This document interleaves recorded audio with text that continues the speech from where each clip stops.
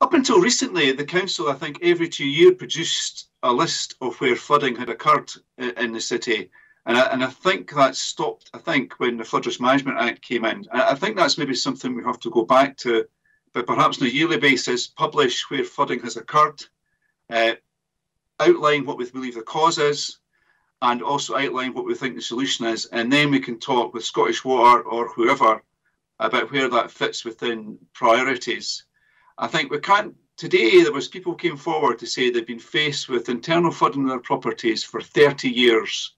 That is unacceptable. Whether you're a councillor, an MSP or whatever, that's really a failure if people have been facing that. And those were elderly people who have been exposed to the pathogens in combined sewer runoff, which is it's not good for anybody, but not in particular older people. I think the water vision which Edinburgh has, alongside the work that's been happening in Glasgow for 20 plus years, including the Smart Canal, which Councillor Corbett referred to, the water vision is held up as being best practice in terms of a strategy which brings together all these different agencies in partnership. But it's still just a report in a folder on a shelf, and we need to enact it.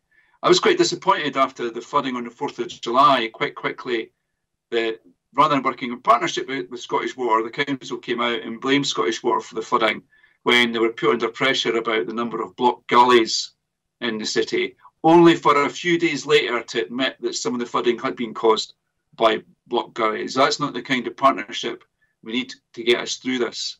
I'd like to end by asking a question, an open question, perhaps for the next person who's going to speak, Lord Provost, and that is, does the Planning Department in Edinburgh have the resources to check the flood risk posed by new developments, the detail, not just a quick glance, and does it have the resource to check that those are designed and built to the highest standards and are maintained properly? Thank you. Thank you, Councillor Arthur. Councillor Gardiner.